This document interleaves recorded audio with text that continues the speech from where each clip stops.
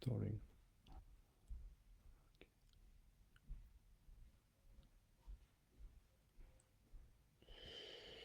Bonjour. Alors,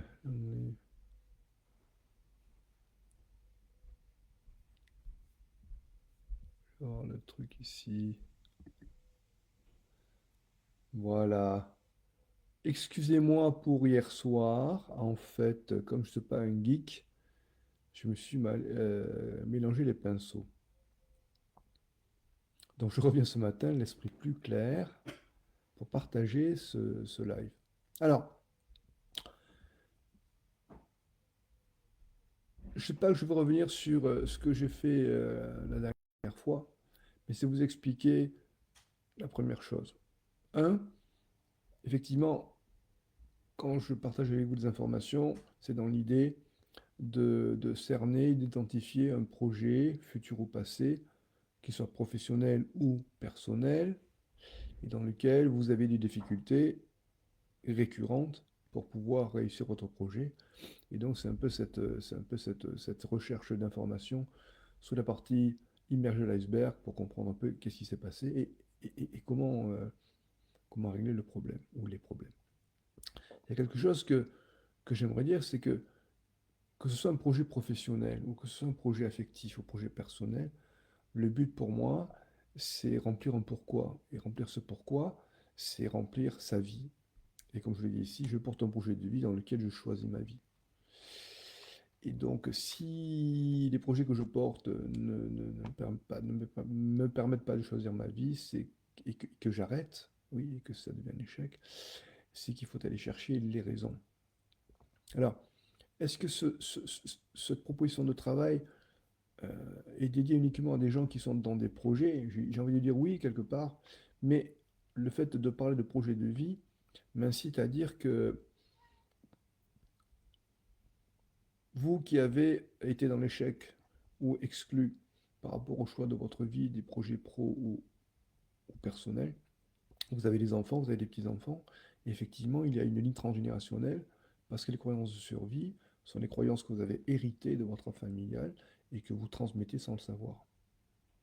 Donc moi, je dis souvent, quand je vois des personnes qui me disent, tiens, j'ai laissé ça comme héritage, et je leur ai dit, ben, il est temps maintenant de donner à vos enfants l'autorisation de sortir de ces contrats qui sont toxiques, n'est-ce pas? Et voilà.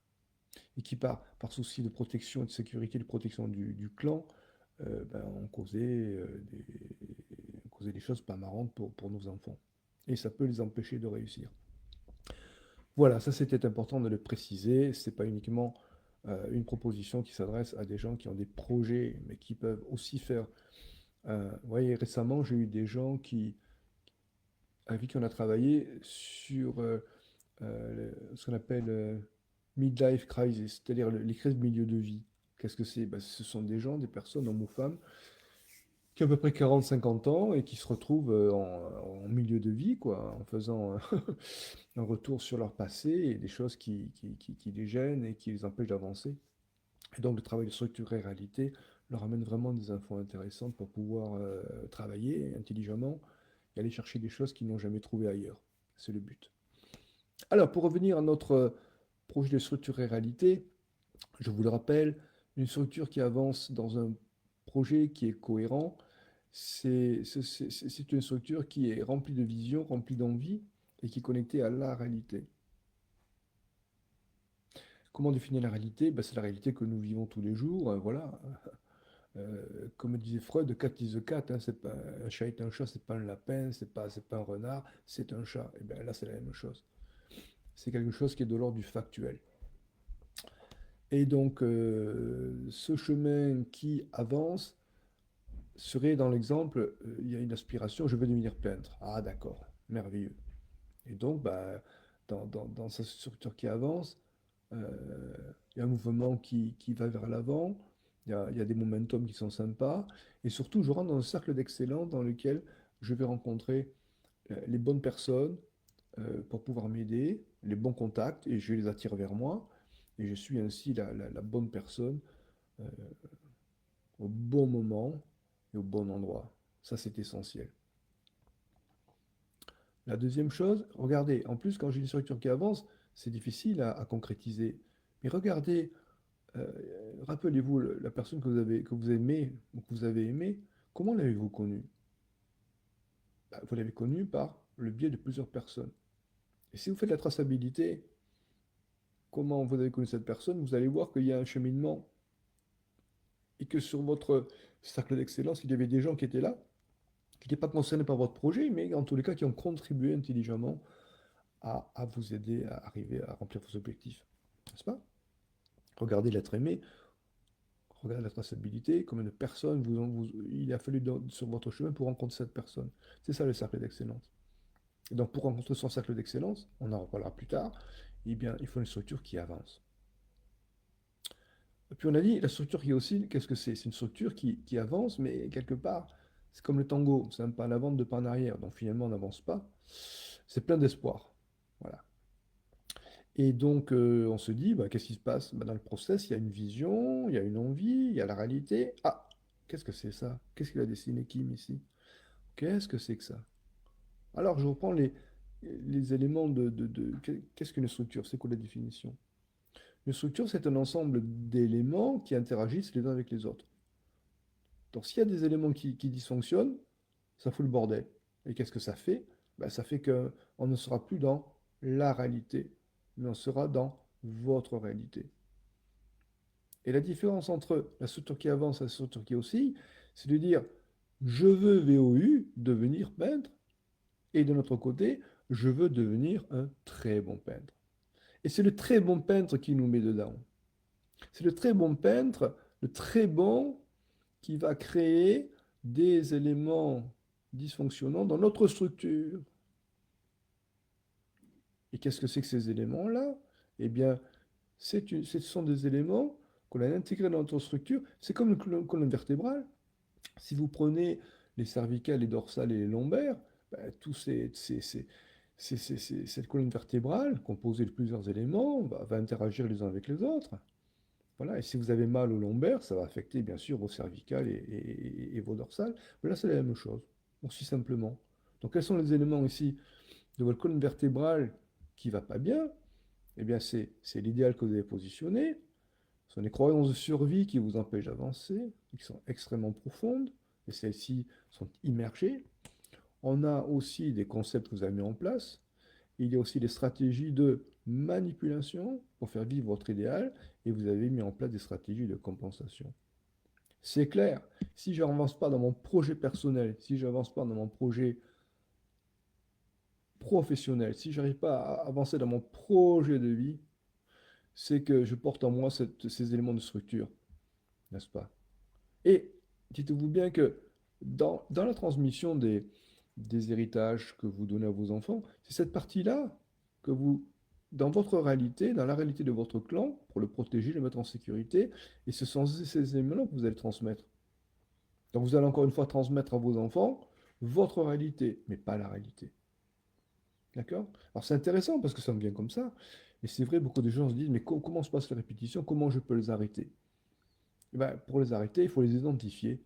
Identifier le process de transmission. Donc, ce sont nos peurs, ce sont nos croyances de survie, nos systèmes de protection et de sécurité pour protéger les nôtres. D'accord? Voilà. Ça, c'est le premier aspect. Le deuxième, comme je le disais rapidement, hein, je ne vais pas refaire ce qu'on a fait la dernière fois, mais qui dit vision en vie connectée à la réalité, et dès que je suis dans mon idéal, ben, je suis dans ma réalité, je ne suis pas dans la réalité. Je peux tout construire et tout défaire dans mon imaginaire. Et pourquoi, à un moment donné, ma vision et mes envies deviennent de plus en plus faibles? Parce que mon idéal, ici, va couvrir l'écran de division et de l'envie, vous voyez? Et à ce moment-là, qu'est-ce qu'on va faire? Ben, quand je vois l'écran de cinéma, oui, au lieu de voir mes envies, mes motivations, mes aspirations connectées à la réalité, eh ben, je vais être devant une espèce de soleil devant mes yeux, un idéal qui va prendre tout l'espace et qui va couvrir ma vision et mes envies. Et à ce moment-là, qu'est-ce qui se passe? Ben, je ne suis pas en contact avec la réalité, je suis en contact avec ma réalité. Alors, maintenant,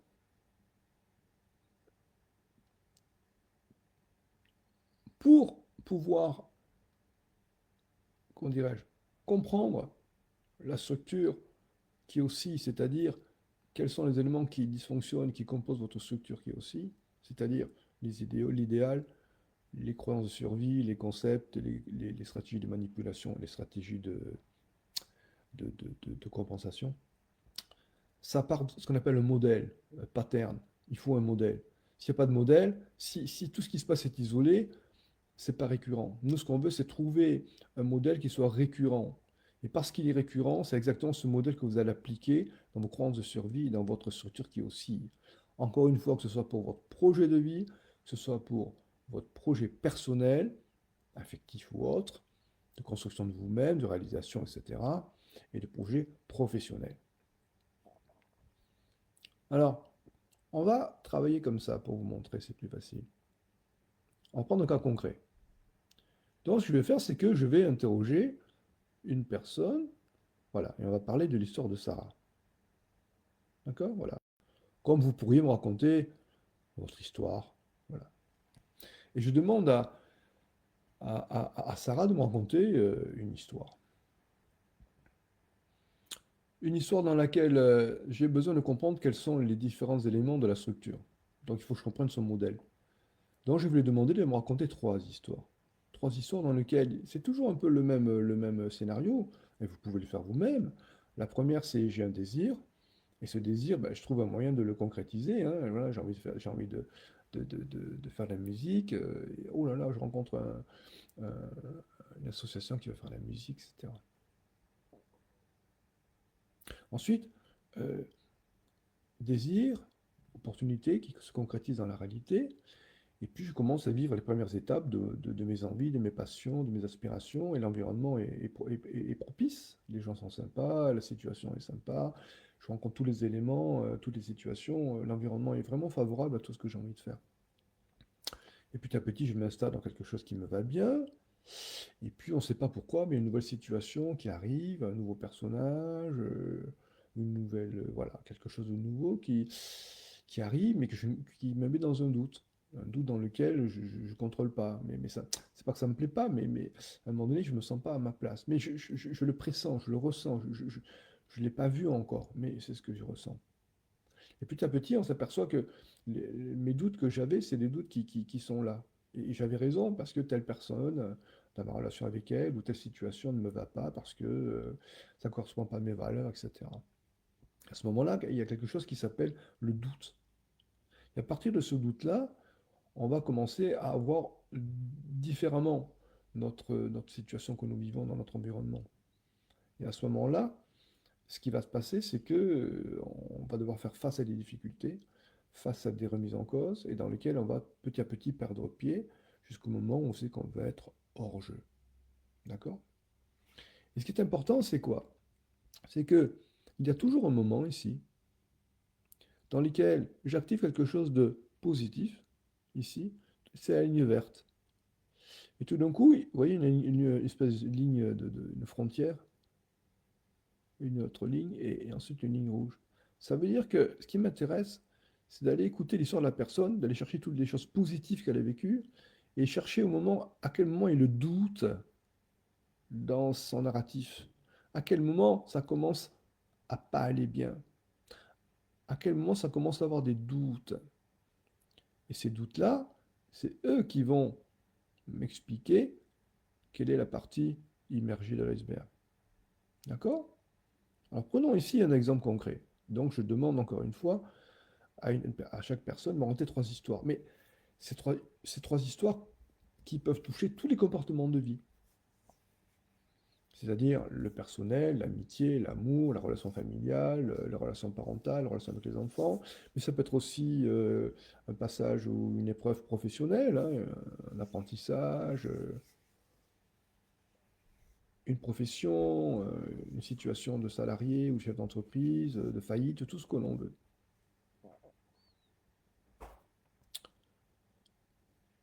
Ce que je vais dire par là, c'est que le modèle qui va nous montrer votre structure, qui aussi, il s'applique à tous les comportements de vie. Et je vous expliquerai pourquoi très bientôt. Prenons Sarah. Alors, dans le désir, ici, vous voyez, on va travailler ensemble, hein. sympa. Sarah, c'est ça, c'est ça. Donc ici, ok, c'est pas ce que je vais faire. Voilà, on va faire comme ça. Alors, donc, comme c'est toujours les mêmes étapes, j'écoute l'histoire de Sarah. Et dans le désir de Sarah, Sarah me dit, je veux fonder une famille soudée. Jusqu'à là, tout va bien. Et donc, j'ai une opportunité qui va faire qu'effectivement, ce désir va être concrétisé dans la réalité. Et donc, Sarah me dit, je rencontre le futur père de mes enfants. Dans grande joie, voilà, belle rencontre, etc. Et donc, dans les différentes étapes qui suivent ce couple-là, Sarah me dit, donc je cherche ici à quoi est confrontée Sarah dans la partie positive de son environnement, qui est favorable à son projet. Et elle me dit, petit à petit, ben voilà, au cours des mois, des années, je construis cette petite famille dans la joie et vraiment comme je l'ai rêvé. C'est un peu la petite maison dans la prairie, hein, je dois dire. Et donc, dans l'autre étape, prochaine étape, je m'adapte au contexte de manière positive. Effectivement, Sarah me dit, bah, écoute, je réserve une belle maison, elle est grande, elle accueille tout le monde. Tous les week-ends, on réunit des amis et qui ont des enfants, on fait des barbecues, c'est toujours des couples avec des enfants, c'est merveilleux. Promotion au travail, fréquentation sociale au niveau quand même, on est vraiment un beau milieu social, et vraiment tout est merveilleux pour que cette famille soit heureuse. Et puis petit à petit, il y avoir deux enfants merveilleux qui vont naître, et donc la maman devient une mère veille, une mère qui veille. Super situation. Et puis je cherche un moment donné où à quel moment il y aura un doute, hein. Et donc dans ces étapes du modèle, quel qu'il soit, je dois faire face à une nouvelle situation que je ne peux pas contrôler, hein. Il commence à être un peu fragile, mais bon, c'est dérangeant, mais c'est pas grave. Et là, qu'est-ce qui se passe dans la vie de Sarah? Il y a une crise de couple avec une séparation possible. Et à ce moment-là, dans la partie théorique de l'étape, eh bien, je me sens dans le doute. Donc le doute maintenant s'affirme, vous voyez. Et là, effectivement, cette crise de couple remet en cause toutes mes valeurs. Et c'est là, comme je vous le disais, que on trace toujours un trait vert qui est positif, et puis à un moment donné, hop, il y a un trait ici qui remonte et qui va définir le moment de doute, ainsi que toutes les étapes qui vont nous conduire à être hors jeu. Et là, donc, je vais chercher un sentiment d'injustice qui perturbe la vision. Qu'est-ce qui se passe? Et Sarah me dit, mais on fait une thérapie de couple, on discute beaucoup, on veut vraiment ensemble surmonter nos difficultés. En tous les cas, moi, je suis dans cette énergie, me dit Sarah. Et donc, à l'intérieur de cette étape aussi dans laquelle on va se battre, faire de la surenchère, eh bien, je vais faire effort, je vais faire plaisir, je vais me dépêcher, je vais être forte, je serai parfaite. Et là, ce sont ce qu'on appelle les mini-scénarios de vie.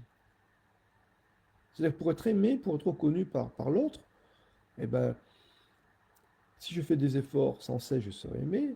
Si je fais toujours plaisir à l'autre, je serai aimé. Et si je me dépêche, je serai aimé. Et si je suis fort et responsable, je serai aimé. Voilà. Et donc, à un moment donné, qu'est-ce qui se passe?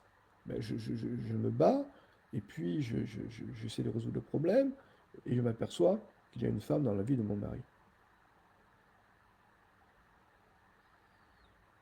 Mais comme je suis quelqu'un de fort et responsable et que je veux tout de même remplir ou combler mon idéal, qu'est-ce que je vais faire? Je prouvais que je peux revenir dans le jeu, mais j'ai beaucoup de difficultés parce que je ne contrôle plus rien. Et là, Sarah me dit, je dois faire face seul à ce chaos et cet effondrement. Et dans ces mots-là, on est quand même pas mal dans la position d'être hors jeu. Et puis un constat qui se fait dans ces étapes-là, c'est que je ne peux rien contre cette adversité que je subis. Et là, dans la situation de Sarah, je suis impuissante à sauver mon couple et je capitule. Et à la fin, bien sûr, je me retrouve hors jeu, hein, dans la partie théorique du modèle. Et dans l'histoire de Sarah, je capitule. Il y a séparation dans mon couple et je me retrouve hors jeu.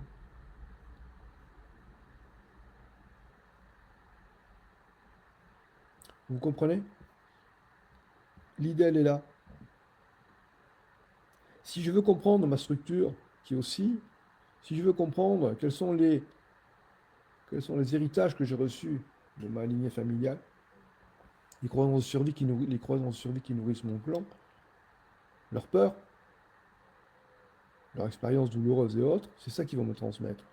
Je dois retrouver le modèle ici.